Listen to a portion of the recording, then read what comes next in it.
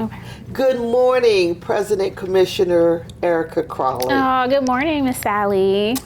This year's Women2Women Faces of Courage Human Empowerment Conference focuses on our core group of women re-entering society, navigating poverty, trauma addiction, recovery, and housing insecurity, many of whom are directly identified in the Franklin County Rise Together blueprint.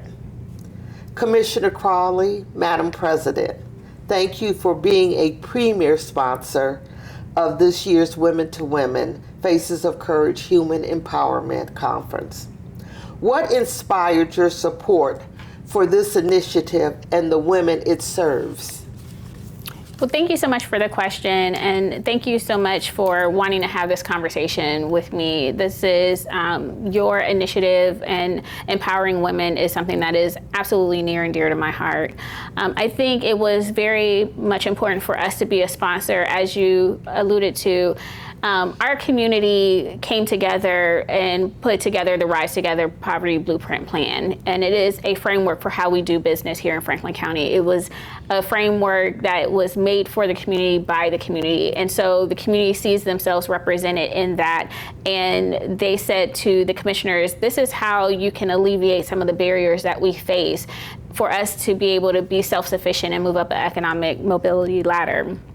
And for me, I say all the time, I am my neighbors are me. The things that my neighbors face, the challenges they face, I have probably faced some of those myself as a child or as a young adult, and even as a leader. And so, so being a sponsor and supporting this just helps move our community forward. But also, like I said, I can see myself in some of these women. Okay. Thank you. Women2Women has mentored over 150 women and young girls this year through monthly life skills workshops leading up to the September event. And again, thank you for that support. An additional 150 to 200 women are pre-registered through community-based organization referrals. What message would you share with the women courageously participating and rebuilding their lives? Oh, what message would I say to these phenomenal women? That they are seen, that they are valued, and that they are loved. And I am so proud that they are willing to bet on themselves, right? That they see a bigger and brighter future for themselves, and that their current circumstances or what they may have experienced in their past absolutely does not determine their future, and that they have decided that they want something better and want to be in community with other like-minded women. And so that's what I would say. You're seen, you're valued, and you're loved. I'm sure they will love that message. As a mother of twins, a veteran, an advocate for human services, how have your personal experiences shaped your approach to community leadership, particularly when creating or supporting policies that impact women and families? Yeah, so I lead with my lived experience, and I wish I could say that this is going to be a short answer, but you know, I talk very frequently about my mother, and my mother is no longer here. She passed away 2 years ago, and I miss her dearly. But she struggled with addiction for about the first 21 years of my life.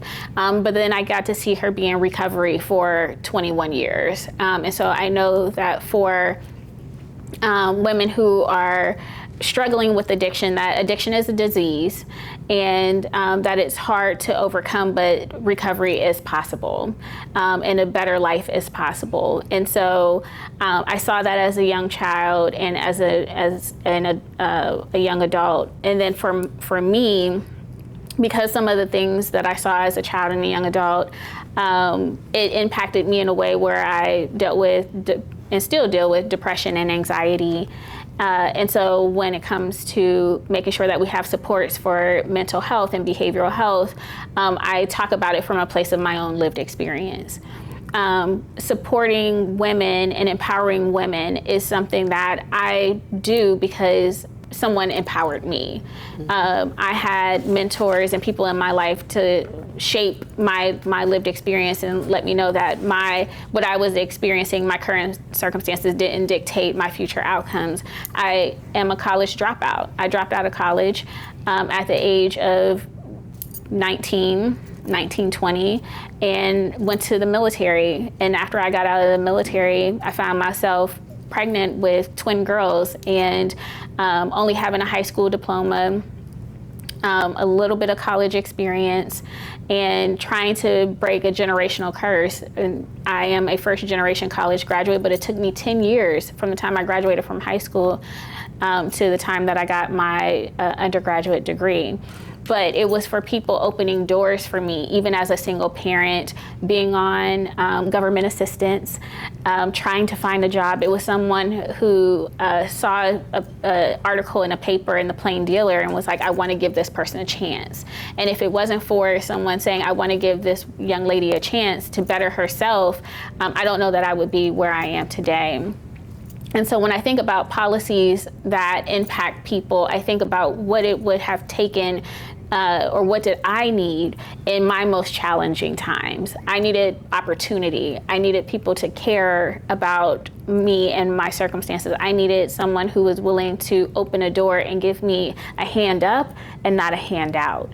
And so that's how I lead. I lead from my lived experience. I create policies when I was in the legislature, and even now as a county commissioner, even though we don't create laws, we do dictate where funding goes. I work with two really great colleagues who understand the challenges of our community.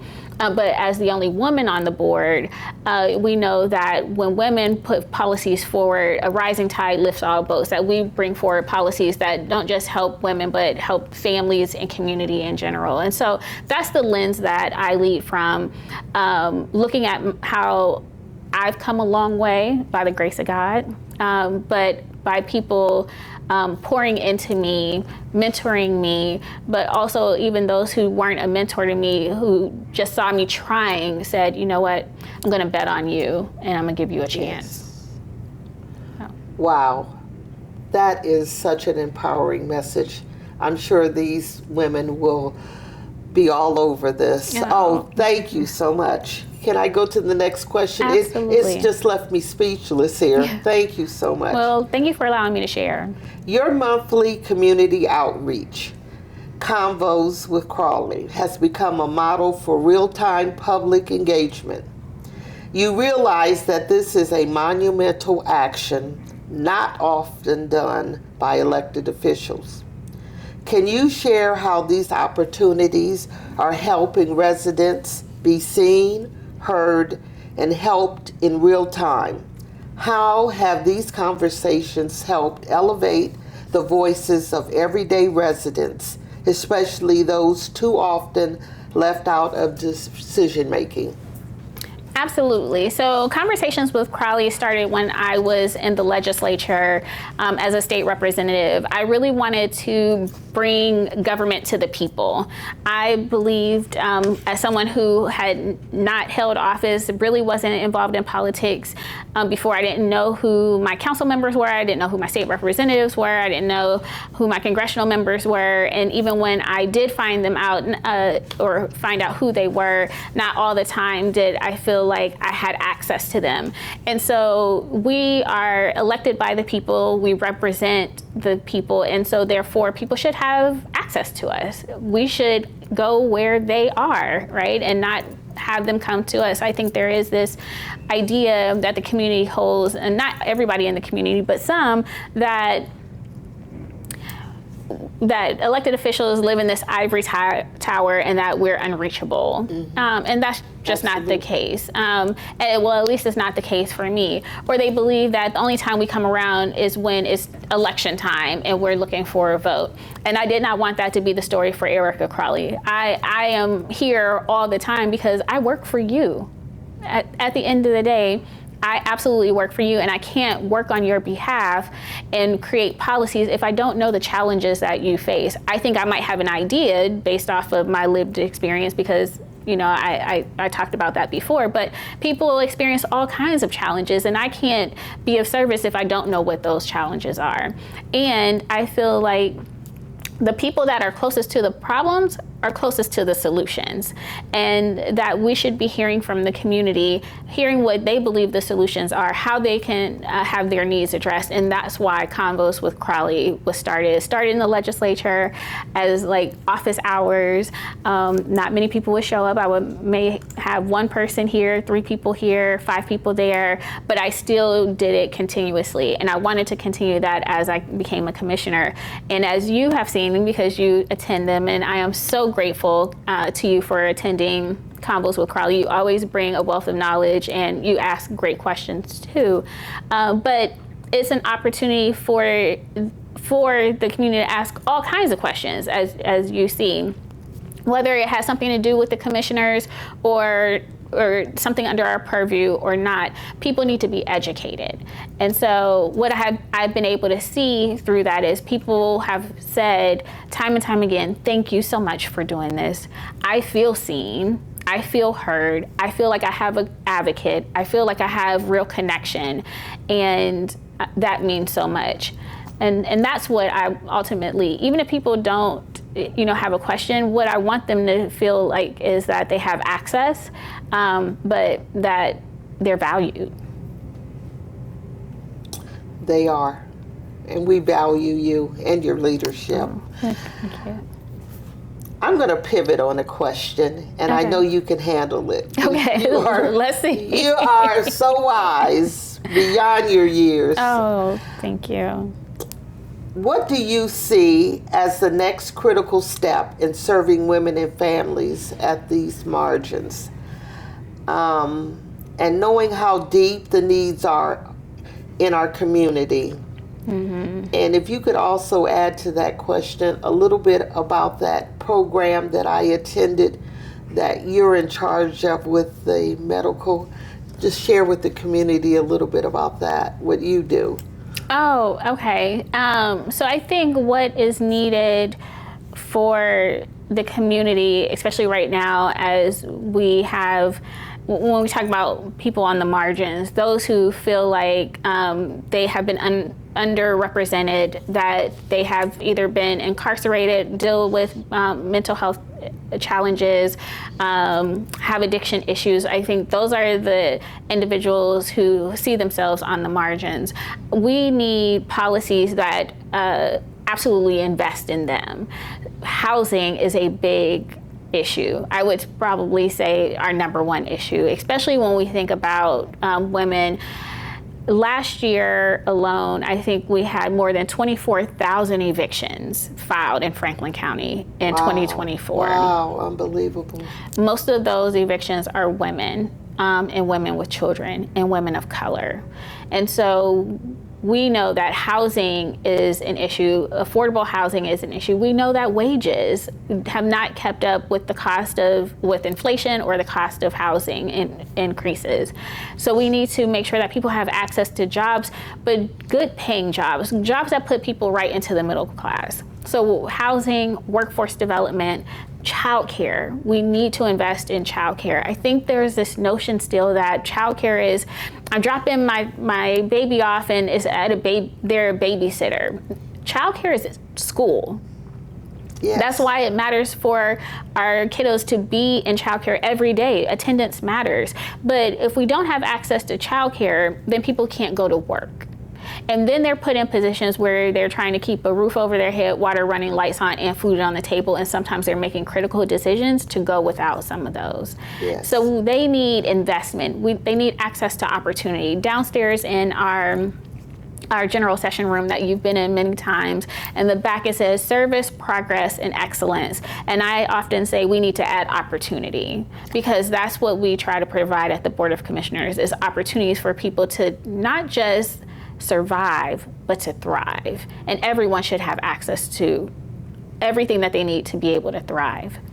When it comes to the healthcare, and I don't remember exactly which program you are referring to, because there's a number of different things that we do as we talk about healthcare. We provide access to doulas. We provide access to community health workers. When I was in the legislature, I advocated for Medicaid reimbursement for doulas. We know that when pregnant women have access to, or pregnant people have access to doulas, that birth outcomes are better. We have a maternal mortality rate and an infant mortality rate in the state of Ohio that is one of the worst in the country, especially for Black babies. Yes. And so the Board of Commissioners continues to invest in doulas and community health workers through our partnerships.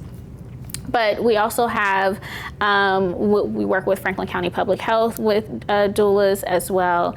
We have a one-door model where people can come, and we're trying to remove barriers. So if they need access to Medicaid and health care, they can get that. And if they also need help with the Office on Aging or Veteran Services, we're removing barriers so people don't have to go from this place to another place and tell their story again and fill out another application and go over here. That for me would be too daunting, and I would check out. And so we are creating and have created a one-door model where you can get all your needs met, your services met under one door. I hope that answered your question. Is there something more specific? No, you absolutely answered it. And I noticed too, what you've been doing is making sure these services adjust their hours. Absolutely. Because it can't be, the lives we live are not 8 to 5 always. No. And if the services are 8 to 5 and you're trying to work, the door is closed. Absolutely. And so I totally respect your vision in making sure that people, their needs are truly addressed, and we can accommodate, those services can accommodate. Absolutely. So that's why we have our mobile units. We have our 2 mobile units, very large mobile units. You've seen them out in the street, and we have our Sprinter van. And those mobile units are out in the community because we know that everyone can't make it downtown to the government center. We believe in bringing government to the people. And so people and organizations can request our mobile unit to come out into the neighborhood to sign up for Medicaid, cash assistance, food stamps. Also, we have community partners if they need access to housing. And so we go beyond the 9 to 5, absolutely. Franklin County Rise Child Care Initiative that we launched is a $42 million investment. And part of that investment was making sure that people had access to child care, not just from 6 a.m. to 6 p.m., but 6 p.m. to 6 a.m., those after hours where we know that our essential workers or those first responders who don't work a regular 9 to 5 still have access to childcare for second and third shift. And we incentivize our childcare providers to stay open and open those doors to meet the needs of our community members who don't work a traditional 9 to 5. That is how we help people move up an economic ladder. That's how people are able to thrive. That's how people are able to be self-sufficient. That's equity. Equity is making sure that we meet people where they are and provide them the resources that they need for their current individual circumstance. And that's what we hear about at the Board of Commissioners. And that's what you see in the Rise Together Poverty Blueprint Plan, is a focus on equity, making sure that everyone, no matter your race, your zip code, whatever your background is, your veteran status, that whatever you need is available to you. Absolutely. Commissioner Crawley, Madam President, I am going to say thank you, and I'm going to tell a short story here as I say thank you. This is not the end of our conversation. This is the beginning of new visions and empowerment for women. But you and I happened to be at an event, and you met Susan Taylor, former editor of Essence magazine. And I've met her before when Abigail Wexner did a piece with her years ago. And we were talking just about your journey. She got to just enjoy your conversation. And at the end, she shared her personal cell number and asked you, have you considered a book? I was speechless, and I said, that is a great idea.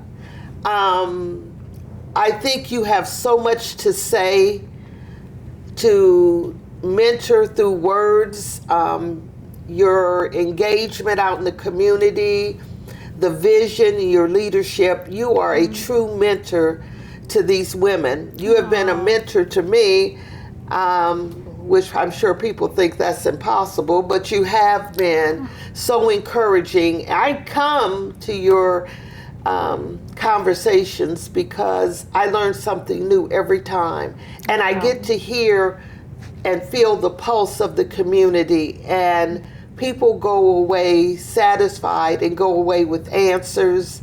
So I thank you for being who you are, being transparent, and I look for all the new chapters that you are going to reveal to us. Well, thank you. Thank you for this new beginning, and thank you for being a fabulous leader in our community. Well, thank you. You're going to make me cry. Bye. Bye. Thank you. Oh, my gosh. Thank you.